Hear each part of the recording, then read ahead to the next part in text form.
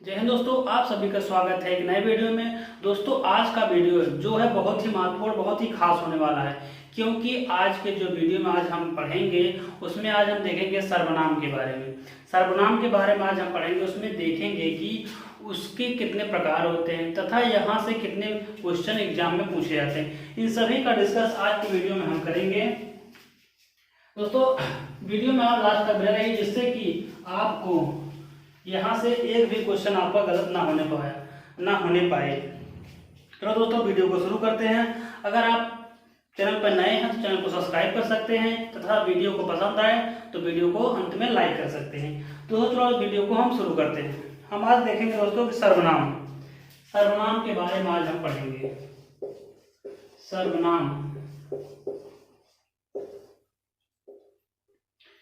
सर्वनाम के बारे में आज हम विस्तृत अध्ययन करेंगे।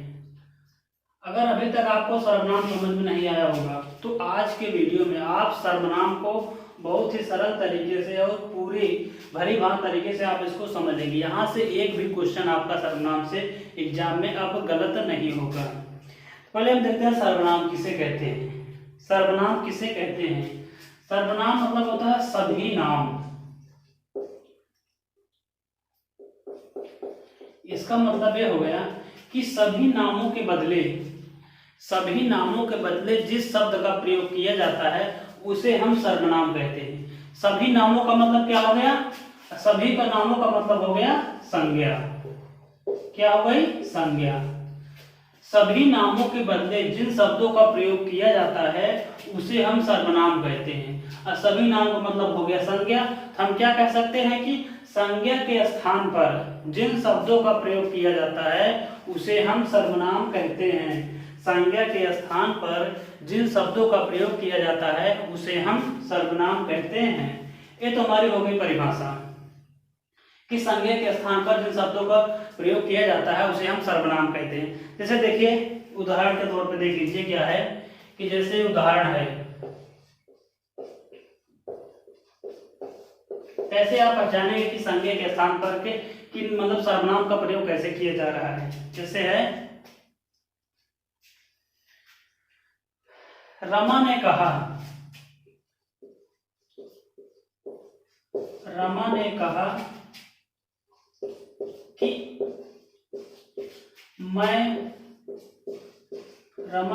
कि मैं खाना बना रही हूँ। रमा ने कहा कि मैं खाना बना रही हूँ। अब यहाँ देखिए, रमा ने कहा कि मैं, यहाँ देखिए मैं आ गया, यहाँ मैं आ गया। ये जो मैं आया है वो किसके स्थान पर आया है? मैं जो आया है वो रमा के स्थान पर आया है। किसके स्थान पर? रमा के स्थान पर। तो रमा ने कहा कि मैं खाना बना रही हूँ। तो यहाँ देखिए, रमा तो यहाँ हो गई संज्ञा, लेकिन जहां यहाँ देखिए संज्ञा के स्थान पर किसका प्रयोग किया गया? मैं क्या है? मैं सर्वनाम है। इसमें देखिए, इस वाक्य में आप जान सकते हैं, देख सकते हैं कि किस प्रकार से संज्ञा के स्थान पर सर्वनाम का प्रयोग किया गया है। रमा ने कहा कि मैं किसके लिए है? रमा के लिए है। यहाँ रमा ना लिख करके रमा के स्थान पर हम सर्वनाम का प्रयोग किए हैं कि रमा ने कहा कि मैं खाना बना रही हूँ। तो यहाँ मैं जो आया है वो क्या है? मैं यहाँ पर सर्वनाम है। जैसे अगला देखिए, इसी प्रकार है कि मोहन तुम आजकल कहाँ रहते हो। मोहन तुम आजकल कहाँ रहते हो। मोहन तुम आजकल कहाँ रहते हो। मोहन तुम आजकल कहाँ रहते हो। कहाँ रहते हो। अब यहाँ देखिए तुम आ गया, जो तुम आया है, मोहन तुम आजकल कहाँ रहते हो। मोहन तुम आजकल कहाँ रहते हो, तो तुम क्या है? यहाँ पर सर्वनाम है। तुम किसके लिए कह रहा है? मोहन के लिए कर। मोहन तुम आजकल कहाँ रहते हो, तो तुम यहाँ पर जो तुम का प्रयोग हुआ है वो किसके स्थान पर हुआ है? संज्ञा के स्थान पर हुआ है, मोहन के स्थान पर हुआ है। तो हम इसको क्या कहेंगे कि ये क्या है? सर्वनाम है। सर्वनाम संज्ञा के स्थान पर जिन शब्दों का प्रयोग किया जाता है उसे हम सर्वनाम कहते हैं। दो उदाहरण में आप इसको भली बात समझ गए होंगे कि रमा ने कहा कि मैं खाना बना रही हूँ, मोहन तुम आजकल कहाँ रहते हो, इससे आप इसको समझ गए होंगे। तो चलो इसके आगे हम बढ़ते हैं, इसके आगे देखते हैं, इसको मिटा देते हैं।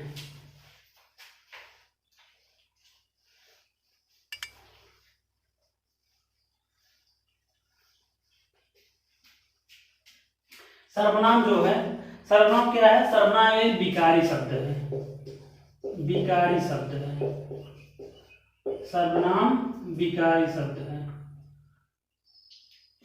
विकारी शब्द मतलब आप जानते हो कि जिसमें विकार, जिसमें परिवर्तन हो पाए, जिसमें कुछ बदलाव किया जा सके, उसे हम विकारी शब्द कहते हैं। सर्वनाम विकारी शब्द है। सभी नामों के बाद जिनका प्रयोग किया तो सर्वनाम कहते हैं। अब देखिए सर्वनाम, सर्वनाम सर्वनाम दो तरह के होते हैं। अब देखिए सर्वनाम दो तरह के होते हैं।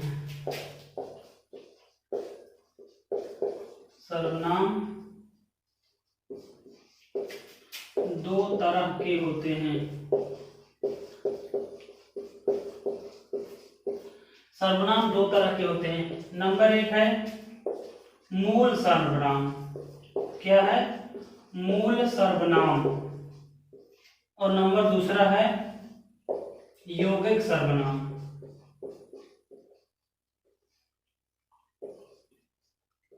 मूल सर्वनाम पहला है, दूसरा है यौगिक सर्वनाम। इसमें देखिए सर्वनाम दो तरह के होते हैं। सर्वनाम दो तरह के होते हैं, पहला है मूल सर्वनाम और दूसरा है यौगिक सर्वनाम।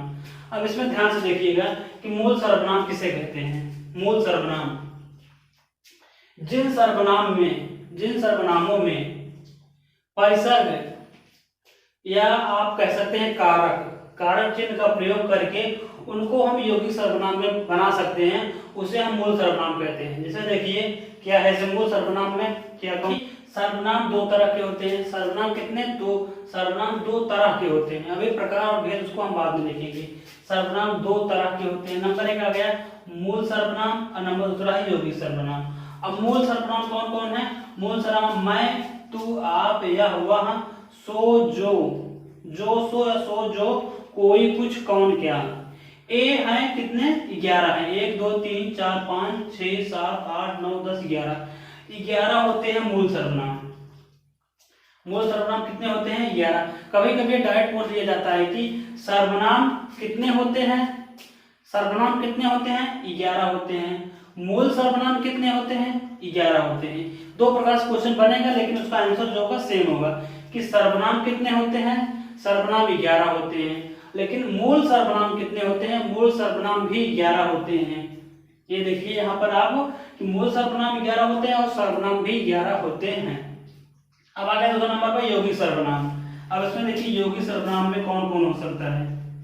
यौगिक सर्वनाम, यौगिक सर्वनाम में है यौगिक सर्वनाम मैं, मुझे, मेरी, मेरा, मैं, मुझे, मेरी, मेरा, मैं, मुझे, मेरी, मेरा,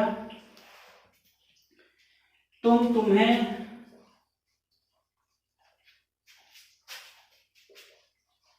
तुम, तुम्हें, तुमको, तुमसे, तुम, तुम्हें, तुम्हें, आप, तुम्हारा भी है इसमें, तुम्हारा, आप, अपने आप को, अपने आप को, आपके लिए, आपकी, आपकी इत्यादि। अब इसमें देखिए यौगिक सर्वनाम क्या है? मैं, मुझे, मेरी, मेरा, तुम, तुम्हें, तुमको, तुम्हारा, आप, आपने, आपको, आपके लिए, आपकी, ये सभी किसमें आते हैं? यौगिक सर्वनाम है। यौगिक सर्वनाम है। ऊपर वाला आप देख रहे हैं जो क्या है, ये मूल सर्वनाम। मूल सर्वनाम में जब आप इसमें कारक लगा देंगे, कारक चिन्ह का प्रयोग करेंगे, तो मूल सर्वनाम यौगिक सर्वनाम में परिवर्तित हो जाता है। मूल सर्वनाम में जब आप इसमें कारक चिन्हों का प्रयोग करेंगे तो ये मूल सर्वनाम किसमें बदल जाएगा, यौगिक सर्वनाम में बदल जाएगा। मूल सर्वनाम कितने होते हैं, 11 होते हैं। और सर्वनाम कितने होते हैं, 11 ही होते हैं। यौगिक सर्वनाम देख लीजिए कौन कौन, मैं, मुझे, मेरी, मेरा, तुम, तुमको, तुम्हें, तुम्हारा, आप, आपकी, आपके लिए, आपको, ये सब है यौगिक सर्वनाम। सर्वनाम दो तरह के होते हैं, मूल सर्वनाम और यौगिक सर्वनाम। इसको आप नोट डाउन करना चाहे तो कर सकते हैं, या तो इसका आप स्क्रीनशॉट कर लीजिए।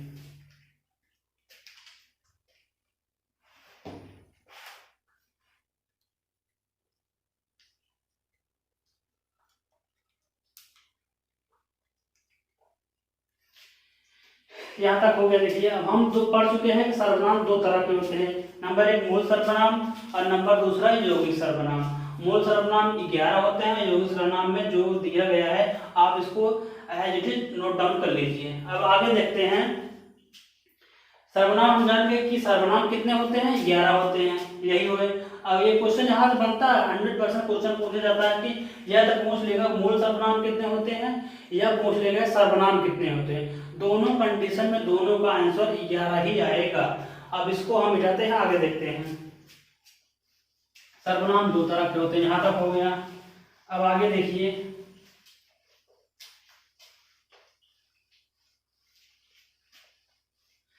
आगे है सर्वनाम के भेद। सर्वनाम के भेद,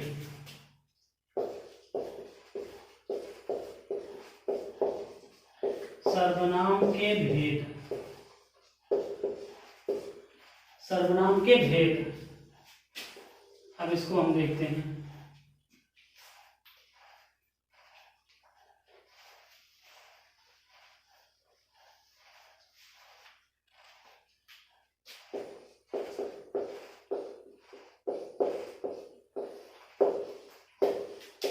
सर्वनाम के भेद, सर्वनाम के 6 भेद होते हैं। कितने, 6 भेद होते हैं सर्वनाम के। नंबर 1 है पुरुषवाचक सर्वनाम। पुरुषवाचक सर्वनाम, पुरुषवाचक सर्वनाम। नंबर 2 है निजवाचक सर्वनाम। निजवाचक सर्वनाम। नंबर 1 पर है पुरुषवाचक सर्वनाम, नंबर 2 पर निजवाचक सर्वनाम। नंबर 3 है निश्चयवाचक सर्वनाम। निश्चयवाचक सर्वनाम। नंबर 4 है अनिश्चयवाचक सर्वनाम।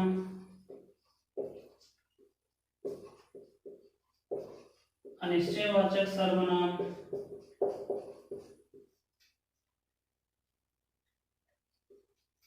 पुरुषवाचक सर्वनाम, निजवाचक सर्वनाम, निश्चयवाचक, अनिश्चयवाचक। नंबर 5 है संबंधवाचक सर्वनाम।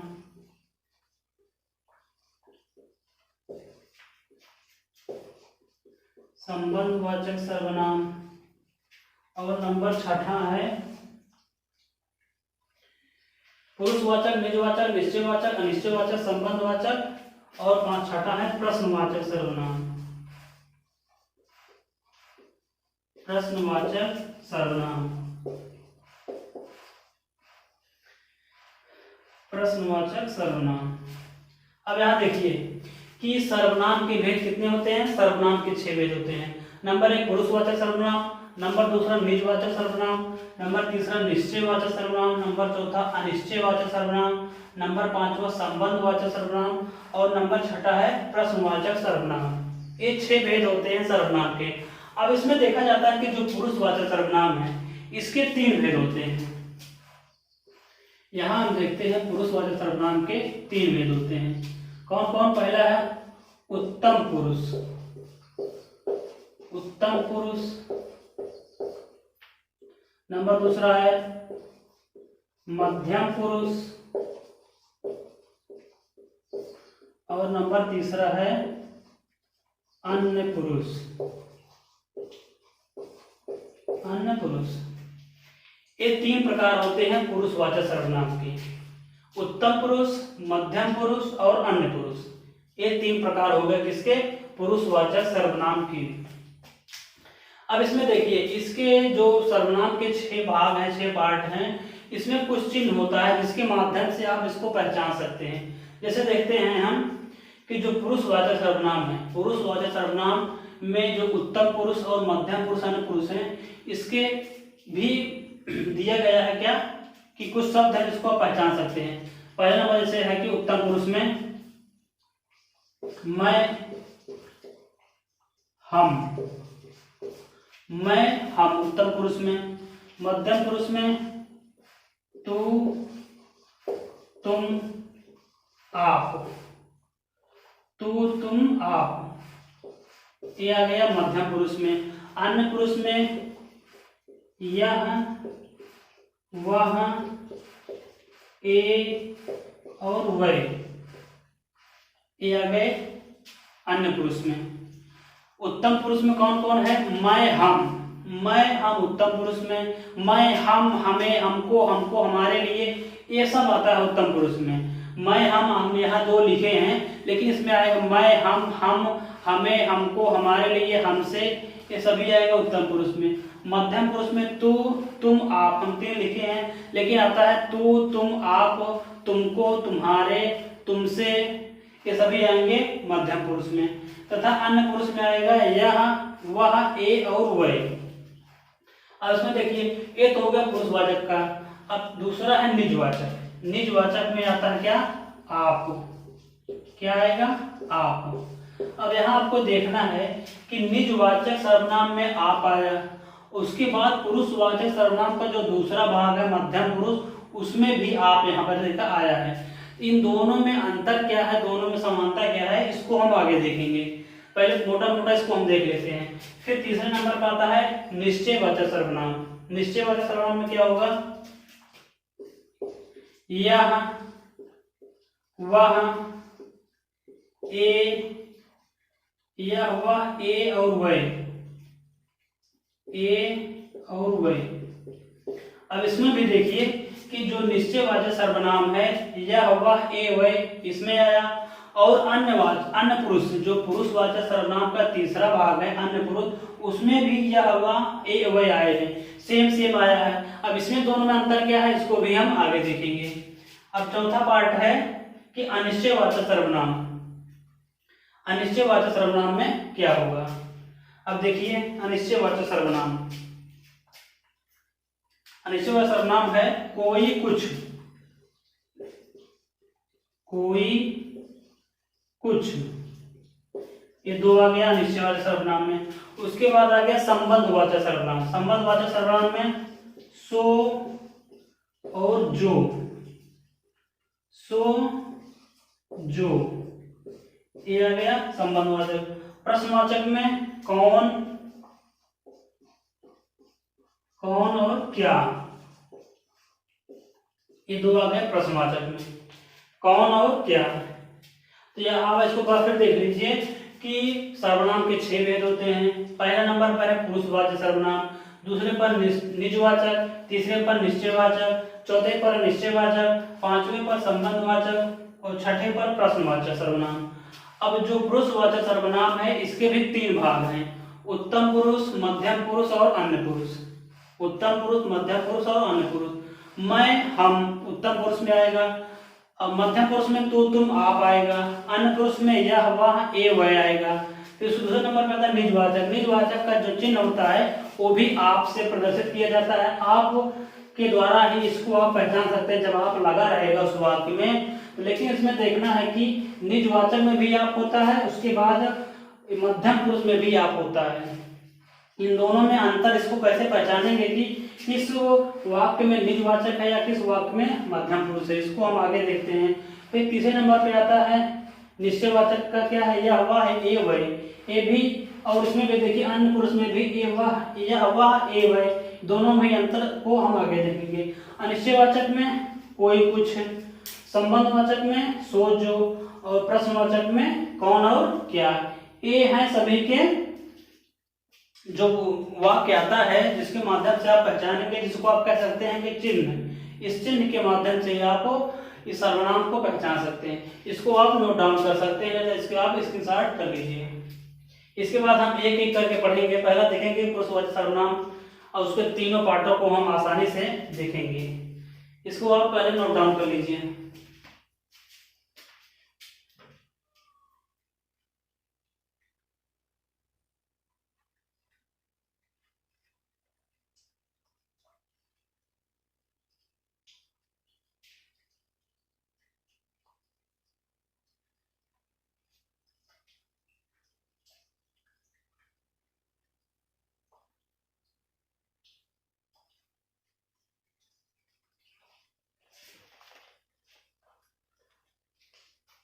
अब देखिए, नोट डाउन कर लिया होंगे। अब इसको हम देखते हैं, एक एक हम पढ़ते हैं। अब आगे इसको मिटा देते हैं। हम पहला पढ़ेंगे उत्तम, मध्यम और अन्य पुरुष।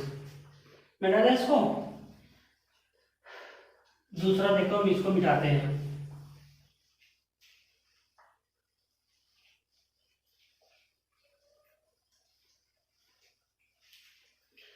अब हम पहला देखेंगे पुरुषवाचक सर्वनाम। पुरुषवाचक सर्वनाम किसे कहते हैं? पहले हम इसको देखते हैं, पुरुषवाचक सर्वनाम किसे कहते हैं। पुरुषवाचक सर्वनाम पुरुषों के नाम के बदले आते हैं। पुरुषवाचक सर्वनाम पुरुषों के नाम के बदले आते हैं। इसका मतलब ये हुआ, पुरुषों का मतलब होता है पुरुष और स्त्री दोनों जातियों का इसमें बोध हो रहा है। इसमें सभी मतलब कि पुरुष और स्त्री दोनों के बदले आते हैं पुरुषवाचक सर्वनाम। पुरुषवाचक सर्वनाम पुरुषों के नाम के बदले आते हैं पुरुषवाचक सर्वनाम। अब जैसे देखिए, अब पुरुषों में हो गया स्त्री और पुरुष दोनों, इसमें दोनों की बात हो रही है कि स्त्री के नाम पर भी और पुरुषों के नाम पर भी जिन शब्दों का प्रयोग किया जाता है उसे हम पुरुषवाचक सर्वनाम कहते हैं। जैसे मैं हो गया, हम, तू, तुम, आप, ये पुरुष और स्त्री दोनों जातियों के नाम के बदले इनका प्रयोग किया जाता है। इसी कारण इन्हें हम पुरुषवाचक सर्वनाम कहते हैं। जो पुरुषों के नाम के बदले जिनका प्रयोग किया जाता है, जिन शब्दों का, उसे हम पुरुषवाचक सर्वनाम कहते हैं। पुरुषों का मतलब हो गया स्त्री और पुरुष दोनों। अब देखिए, पहला आ गया उत्तम पुरुष। ये तो हो गई पुरुषवाचक की परिभाषा। अब हम देखते हैं कि उत्तम पुरुष। अब इसका जो पार्ट है उत्तम पुरुष, उसको देखेंगे। उत्तम पुरुष,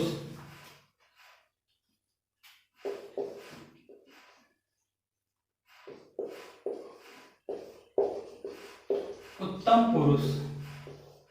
अब इसमें देखिए, ध्यान समझिएगा, उत्तम पुरुष, मध्यम पुरुष और अन्य पुरुष तीनों को हम आसानी से समझेंगे। आसानी से इसको आप देखिएगा, इसमें क्या कह रहा है, क्या बनेगा इसका कि उत्तम पुरुष किसे कहते हैं। उत्तम पुरुष मतलब होता है कि बोलने वाला वक्ता, बोलने वाला वक्ता या लेखक को हम उत्तम पुरुष कहते हैं। क्या कहते हैं, वह सुनिए कि बोलने वाला वक्ता या लेखक को हम उत्तम पुरुष कहते हैं। मध्यम पुरुष, सुनने वाला श्रोता, सुनने वाला श्रोता जो होता है उसे हम मध्यम पुरुष कहते हैं। और अन्य पुरुष, जिसके संबंध में बात कही जाती है उसे हम अन्य पुरुष कहते हैं। जैसे देखिए कि उत्तम, अब इसका आप समझिए कि जैसे मैं आपको बता रहा हूँ, मैं आपको पढ़ा रहा हूँ, तो मैं क्या हो गया, मैं हो गया उत्तम पुरुष। मैं आपको पढ़ा रहा हूँ मतलब कि जो पाठक होता है, जो लेखक होता है, जो पढ़ाता है, वो हो गया उत्तम पुरुष। और जो श्रोता है, जैसे आप लोग सुन रहे हैं या आप लोग देख रहे हैं, तो श्रोतागण जो होते हैं वो हो गया मध्यम पुरुष। और जिसके विषय में मैं पढ़ा रहा हूँ, जैसे मैं हिंदी में सर्वनाम पढ़ा रहा हूँ, तो जो ये हिंदी में सर्वनाम है ये क्या हो गया, ये अन्य पुरुष में आएगा। मतलब कि बोलने वाला वक्ता जो पढ़ाता है, जैसे मैं पढ़ा रहा हूँ, तो मैं क्या हो गया, मैं उत्तम पुरुष हो गया। आप सुन रहे हैं, आप श्रोता हैं, तो सुनने वाला जो श्रोता होता है वो आ जाएगा मध्यम पुरुष में। अब मैं जिसके विषय में पढ़ा रहा हूँ, मैं जिसके विषय में पढ़ा रहा हूँ वो हो जाएगा अन्य पुरुष। मतलब कि मैं हिंदी में सर्वनाम पढ़ा रहा हूँ, जो ये सर्वनाम है वो क्या हो जाएगा, अन्य पुरुष में। आप समझ गए होंगे कि जो बोलता है, जो वक्ता होता है, वो हो गया उत्तम पुरुष हो गया, और जो श्रोता है, जो सुनता है, वो हो गया मध्यम पुरुष। और जिसके विषय में वक्ता बोल रहा है, जो बता रहा है, वो हो गया अन्य पुरुष। अब आप इसको समझ गए होंगे। उत्तम पुरुष, मध्यम पुरुष और अन्य पुरुष, इन तीनों का जो चिन्ह है आप इसको आसानी से जान गए। मैं, हम, तू, तुम, आप, या वह, ए और वह। ये हो गया पुरुषवाचक सर्वनाम के जो 3 पार्ट हैं, इसको आप देख चुके हैं। अब इसी में इसके बाद हम आगे देखेंगे आएगा क्या, ये तो हो गया पुरुषवाचक का तीनों जो पार्ट हैं, उत्तम पुरुष, मध्यम पुरुष और अन्य पुरुष। अब इसके बाद देखिए दूसरा क्या आता है, दूसरा आता है निजवाचक सर्वनाम। क्या आएगा, निजवाचक, निजवाचक सर्वनाम। अब इसका जो चिन्ह होता है क्या होता है, आप। क्या होता है, आप होता है इसका चिन्ह। अब इसमें देखिए निजवाचक, अब आप नाम से ही पहचान जाएंगे, निजवाचक मतलब कि निज जो स्वयं के विषय में कहा जाए, निजवाचक जो स्वयं के विषय में कहा जाए। अब इसकी परिभाषा देखिए, निजवाचक क्या होगा, निजवाचक सर्वनाम जो है, निजवाचक सर्वनाम, निजवाचक सर्वनाम का रूप आप होता है, इसका रूप आप होता है, यह कर्ता का बोध कराता है। निजवाचक सर्वनाम जो है इसका चिन्ह आप होता है। निजवाचक सर्वनाम यह कर्ता का बोध कराता है, परंतु यह स्वयं कर्ता का काम नहीं करता है। इसका मतलब ये हुआ कि यह जो वाक्य, जो सेंटेंस दिया जाएगा उसमें कर्ता का बोध कराएगा कि दूसरे को बताए कि ये कर्ता है, लेकिन वह स्वयं कर्ता नहीं बनता है, मतलब तो स्वयं नाउन नहीं बनता है। जैसे देखिए उदाहरण के द्वारा आप समझ पाएंगे। इसमें क्या है उदाहरण, जैसे है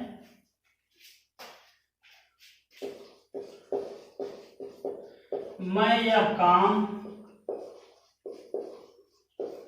आप कर लूंगा, मैं यह काम आप ही कर लूंगा, आप ही कर लूंगा, मैं यह काम आप ही कर लूंगा। अब इसमें देखिए क्या कह रहा है कि मैं यह काम आप कर लूंगा। अब यहाँ देखिए आप आ गया, यहाँ आ गया आप। तो अब निजवाचक क्या कह रहा है, इसकी परिभाषा क्या है कि निजवाचक सर्वनाम जो है वह स्वयं कर्ता का, मतलब यह कर्ता का बोध कराता है। जो निजवाचक आप है, जो सर्वनाम है, यह कर्ता का बोध कराता है, कर्ता का बोध कराता है, लेकिन स्वयं कर्ता के रूप में प्रेजेंट नहीं होता है। मतलब स्वयं यह कर्ता नाउन का कार्य स्वयं नहीं करता। इसका मतलब ये हुआ कि जो ये आप है, निजवाचक सर्वनाम का आप, ये हमेशा ही हमेशा कभी भी कर्ता का काम, मतलब कर्ता के रूप में, नाउन के रूप में कोई भी कार्य नहीं करेगा। यह हमेशा बीच में, सेंटेंस के बीच में आएगा। इसको आप समझिए मोटा मोटा कि हमेशा जो निजवाचक सर्वनाम का जो चिन्ह है आप है, इसको आप पहचानेंगे कि यह सेंटेंस के बीच में आएगा। कभी भी सेंटेंस के शुरू में संज्ञा के रूप में इसका प्रदर्शन या इसको प्रदर्शित आप नहीं कर सकते। बस इसमें यही थोड़ा सा अंतर है। इसमें यही कह रहा है कि जो निजवाचक सर्वनाम का आप है, यह आप हमेशा सेंटेंस के बीच में आएगा, शुरू में नहीं आएगा। अगर शुरू में आता है तो यह कर्ता हो जाएगा, लेकिन यहाँ पर यह कर्ता का काम नहीं करता है, या कर्ता को इंडिकेट करता है कि दूसरा कोई व्यक्ति है जो करता है, लेकिन मैं करता नहीं हूँ। तो यह कर्ता का बोध कराता है, लेकिन यह स्वयं कर्ता का काम या नाउन का काम नहीं करता है। ये इसकी परिभाषा है। पर इस जो उदाहरण के माध्यम से आप इस परिभाषा को समझ गए होंगे। मैं यह काम आप ही कर लूंगा, इसका मतलब यह हुआ कि मैं यह काम, आप ही मतलब मैं यह काम स्वयं कर लूंगा, मैं यह काम खुद ही कर लूंगा। स्वयं के लिए या अपने आप के लिए जहाँ प्रयोग होता है उसे ही हम निजवाचक सर्वनाम, निज मतलब निज का अर्थ होता है स्वयं, अपने आप के लिए। तो मैं यह काम आप ही कर लूंगा। अब जैसे दूसरा उदाहरण है, दूसरा उदाहरण है वह आप आया था,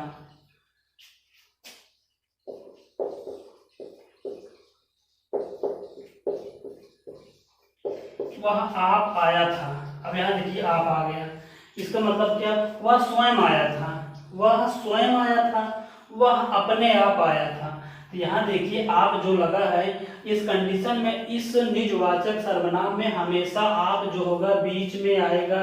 इसको आप दिमाग में बैठा लीजिए, जो आप लगेगा बीच में आएगा। लेकिन एक इसमें और कंडीशन बनती है, एक इसमें अपवाद है जिसको अभी मैं बताता हूं कि वह आप आया था, वह स्वयं आया था, वह खुद आया था। तीसरा जैसे है, तीसरा है यह काम आप ही हो गया, आप ही हो गया, यह काम आप ही हो गया। अब यहां देखिए आप आ गया, यह काम स्वयं हो गया, यह काम खुद हो गया, आप कुछ भी कह सकते हैं इसको। यह काम आप ही हो गया, यह काम स्वयं हो गया, यह काम खुद हो गया, अपने आप हो गया, मतलब कि जो खुद के बारे में, स्वयं के बारे में कहा जाए। अब इसमें देखिए एक अपवाद है। अपवाद क्या है उसको देखिए। अपवाद जैसे है, जहां मैं लिखता हूं, यही अपवाद पूछा जाता है आपके एग्जाम में। आप भले तो जग भला, जग भला, आप भले तो जग भला। अब आप इसमें कहेंगे कि जो आप है यहाँ पर आ गया, शुरू में आ गया।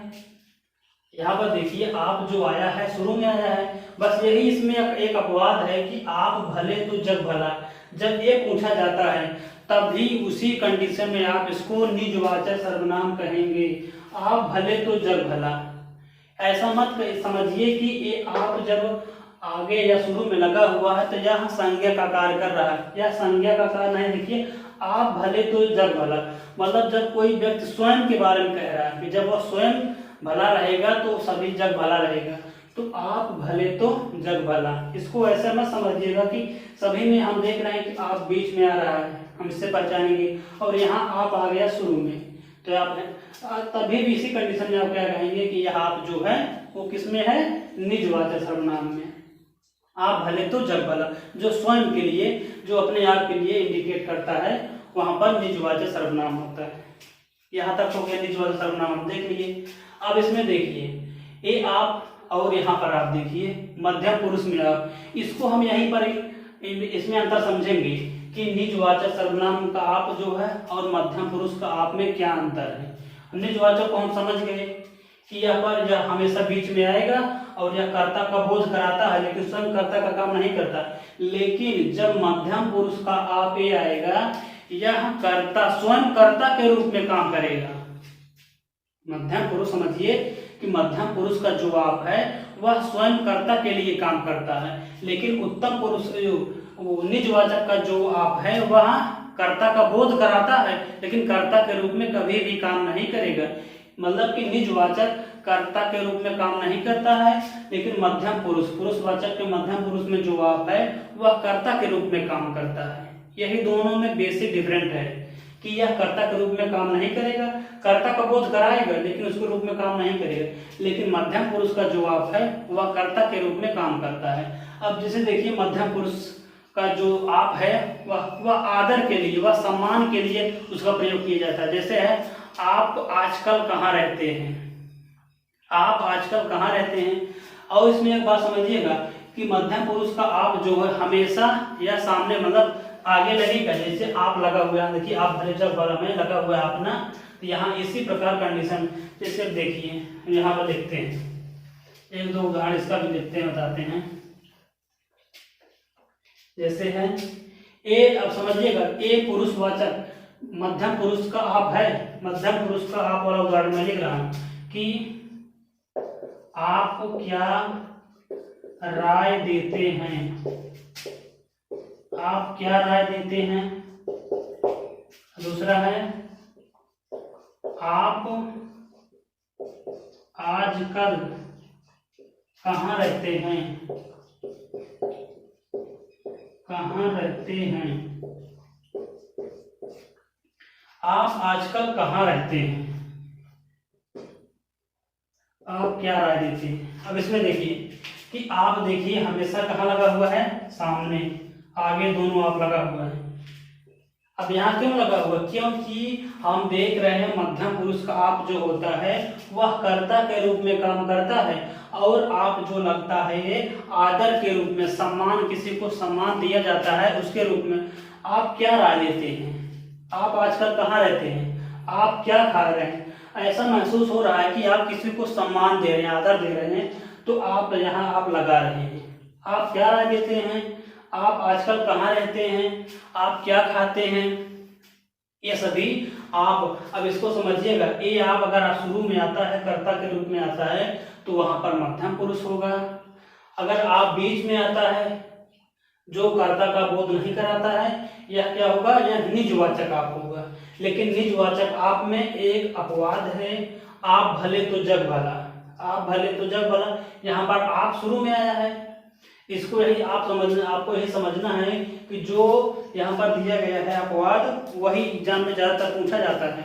आप यहाँ देख रहे हैं कि आप हमेशा शुरू में आ रहा है कर्ता के रूप में, यहाँ भी आप आया है, तो ऐसा आप ना करिए कि इसको आप मध्यम पुरुष मारिएगा, क्योंकि यह निजवाचक सर्वनाम है, आप भले तो जग भला, क्योंकि आप इसमें शुरू में आया है। इसको ना देख करके इसमें आपको देखना है कि आप किसके लिए लगा है, स्वयं के लिए लग रहा है, खुद के लिए लग रहा है, इस कारण आप भले जग भला क्या हो गया, निजवाचक सर्वनाम हो गया।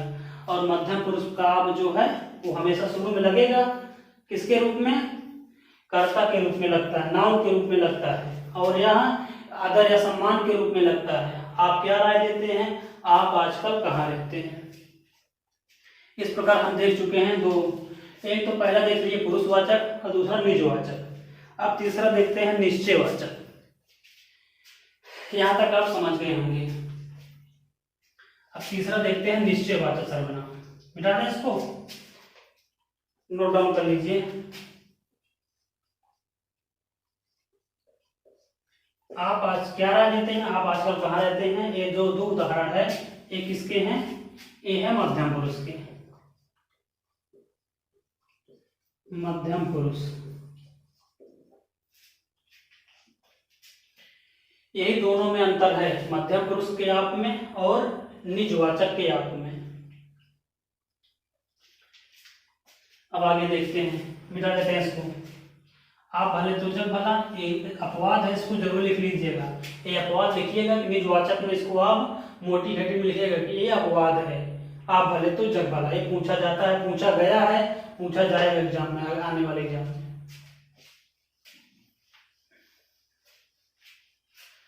अब हम तीसरा देखते हैं।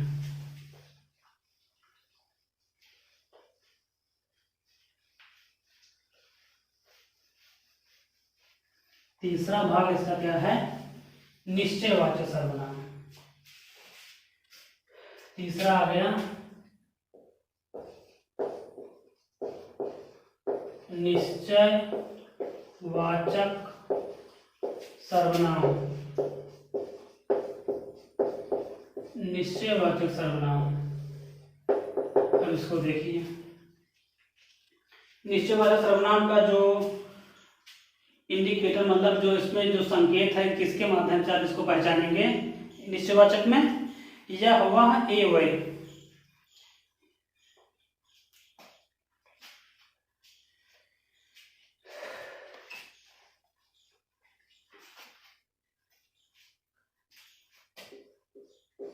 यह ए वह वै, ये इसका पहचान चिन्ह है।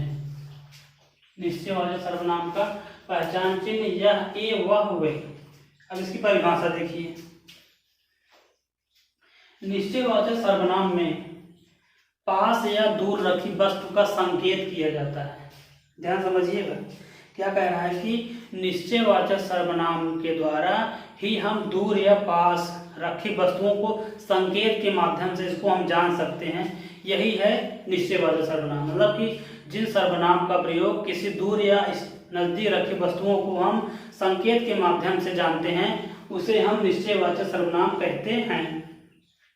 निश्चयवाचक सर्वनाम को ही हम सांकेतिक सर्वनाम भी कहते हैं, क्योंकि यह दूर या नजदीक रखी वस्तुओं को संकेत के माध्यम से प्रदर्शित करता है। इसी कारण निश्चयवाचक सर्वनाम को हम सांकेतिक सर्वनाम भी कहते हैं। जैसे देखिए उदाहरण से क्या है, जैसे उदाहरण है, यह सीमा का मकान है। यह सीमा का मकान है। अब इसमें देखिए क्या कह रहा है कि यह सीमा, मतलब संकेत कर रहा है कि यह जो है यह सीमा का मकान है। संकेत के माध्यम से बता रहा है यह सीमा का मकान है, या दूर और पास है। यह सीमा का मकान है, वह रमेश का मकान है। मतलब यह जो लगा हुआ है यह मतलब नजदीक के लगा हुआ है। कभी कभी भी पूछ लेता है कि यह का प्रयोग कहाँ किया जाता है। यह और ए का प्रयोग हमेशा देखिए, यह और ए का प्रयोग नजदीक के लिए किया जाता है, और वह और वह का प्रयोग दूर के लिए किया जाता है। जैसे है यह सीमा का मकान, संकेत के द्वारा यह सीमा का मकान, मतलब कि वह मकान जो है वो नजदीक स्थित है, इसी कारण यह सीमा का मकान है। जैसे कह दिया वह रमेश का मकान है, वह रमेश का मकान है। वह का मतलब क्या हुआ कि दूर स्थित है, उनका मकान जो है दूर। तो दूर का संकेत जो होता है वह के द्वारा किया जाता है, वह और वह के द्वारा संकेत, और यह और ए के द्वारा किसका नजदीक का संकेत किया जाता है। यह सीमा का मकान है। पास या दूर की वस्तुओं का संकेत इन्हीं के द्वारा किया जाता है। और अगला उदाहरण जैसे है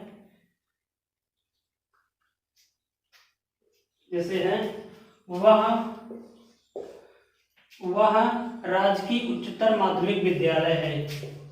वह राजकीय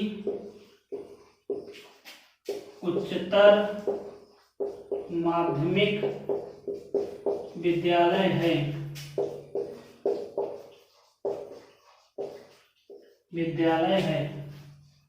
अब इसमें देखिए क्या कहते हैं, वह राजकीय उच्चतर माध्यमिक विद्यालय है। वह का प्रयोग क्या हुआ, क्योंकि राजकीय माध्यमिक विद्यालय जो है वह दूर स्थित है।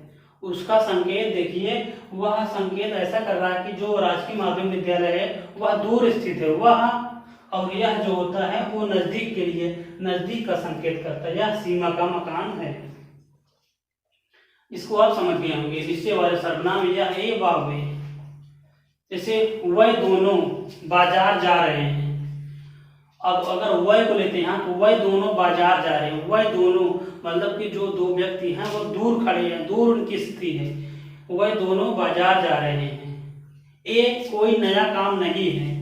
ए अगर ए आते हैं उसमें देखेंगे कि ए कोई नया काम नहीं है, मतलब कि वह जो कार आपको बता रहे संकेत कर रहे हैं वह नजदीक स्थित है। ए कोई नया काम नहीं है। और वह दोनों बाजार जा रहे हैं। वह, और अब इसमें देखिएगा कभी ये पूछा जाता है, एग्जाम में पूछा गया है, जाएगा भी कि नजदीक के लिए किसका प्रयोग किया जाता है और दूर के लिए किसका प्रयोग किया जाता है निश्चयवाचक में। तो नजदीक के लिए क्या हो गया, यह और ए, और दूर के लिए वह और वह। इसको आप लिख लीजिए, इसको आप दिमाग में बैठा लीजिए, इसको आप नोट डाउन कर सकते हैं। ये हो गया हमारा तीसरा निश्चयवाचक सर्वनाम। बाकी देखिए यहां तक हो गया, निश्चयवाचक सर्वनाम हो गया, या ए वह वे, ये हो गया। अब देखते हैं आगे क्या है कि आगे अब एक अंतर पढ़ लेते हैं। किसमें अंतर है, जो पुरुषवाचक सर्वनाम था, पहला पुरुषवाचक सर्वनाम पढ़े, उसके 2-3 पार्ट पढ़े, उत्तम, मध्यम और अन्य पुरुष। अब देखिए वह या ए वह किसमें आया था। अब इसमें हम देखते हैं कि निश्चयवाचक सर्वनाम हो गया। उसके बाद हम देखते हैं जो निश्चयवाचक सर्वनाम या ए वह वे है, वह किस सर्वनाम में और पाया जाता है, कि वह पाया जाता है पुरुषवाचक सर्वनाम में। पुरुषवाचक के किस भाग में पाया जाता है, अन्य पुरुष में। किसमें पाया जाता है, पुरुषवाचक के अन्य पुरुष में पाया जाता है। यह वह ये वह। अब इन दोनों में अंतर क्या है, पूछ ले आपको कि जो अन्य पुरुष है पुरुषवाचक सर्वनाम का तीसरा पार्ट, उसका चिन्ह भी सेम है और निश्चयवाचक सर्वनाम का चिन्ह भी सेम है। तो इन दोनों में बेसिक डिफरेंट क्या है हम आपको बता चुके हैं, आप जान चुके हैं। निश्चयवाचक सर्वनाम जो है वह संकेत के माध्यम से दूर या नजदीक रखी वस्तुओं को बताता है। संकेत के माध्यम से दूर या नजदीक रखी वस्तुओं को बताता है। लेकिन इसमें देखिए अन्य पुरुष में क्या है कि वह खेलता है, वह खेलता है, या यह खेलता है, वह खेलता है, और वह माधुरी की पुस्तक है। अगर यह देखिए यहाँ पर किसके रूप में लगा हुआ है, ए वाला वह जो लगा हुआ है दोनों, ए संज्ञा के स्थान पर इसका प्रयोग किया गया है। संज्ञा के स्थान पर इन वह का प्रयोग किया गया है। लेकिन यहाँ यह संकेत के माध्यम से दूर या नजदीक की वस्तुओं का प्रयोग करता है। वह खेलता है, वह माधुरी की पुस्तक है, यह संज्ञा के स्थान पर इनका प्रयोग किया गया। यही दोनों में बेसिक डिफरेंट है, यही दोनों में बेसिक डिफरेंट है। जैसे है अगला, यह मेरा लड़का है। इसी में देख लीजिए कि अगला उदाहरण है, यह मेरा लड़का है। अब यहां पर जो यह प्रयोग हुआ है किसके स्थान पर? संज्ञा के स्थान पर, संज्ञा के स्थान पर प्रयोग हुआ है। किसी व्यक्ति के नाम के बदले इसका प्रयोग किया गया, मतलब यह संज्ञा के स्थान पर इसका प्रयोग किया गया है। यह हुआ और इस मतलब कि क्या हुआ तो मोटा मोटे आप समझिए कि निश्चयवाचक सर्वनाम जो है वह संकेत के माध्यम से दूर या नजदीक रखी वस्तुओं का प्रयोग यह प्रदर्शित करता है। लेकिन जो अन्य पुरुष है, पुरुषवाचक सर्वनाम का तीसरा भाग अन्य पुरुष, वह जो है इसका जो चिन्ह है वह संज्ञा के स्थान पर प्रयोग किया जाता है।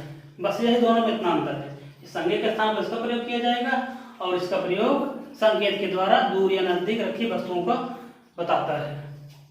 यहाँ तक आप इसको समझ गए होंगे, इसको हम नोट डाउन कर सकते हैं। दोनों में यही अंतर है, निश्चयवाचक सर्वनाम में और अन्य पुरुष में। अब आगे हम देखते हैं, 3 हो गया हमारा।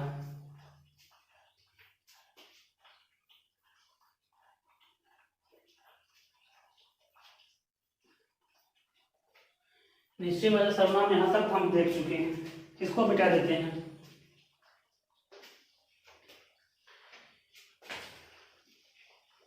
यहाँ तक आप बड़े आसानी से समझ गए होंगे।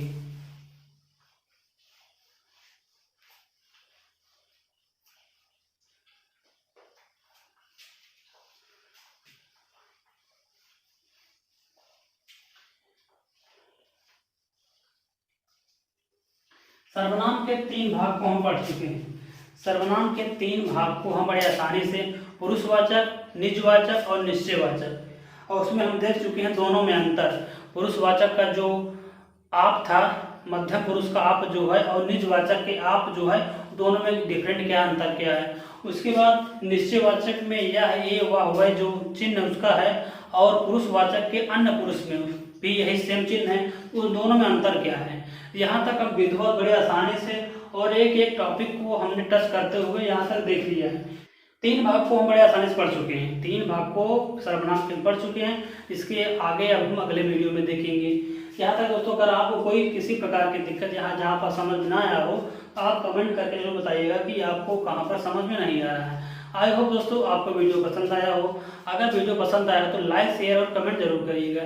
तारा आप चैनल पर नए हैं तो चैनल को सब्सक्राइब करिएगा। दोस्तों मिलते हैं हम इसी प्रकार एक नए वीडियो में, तब तक के लिए जय हिंद।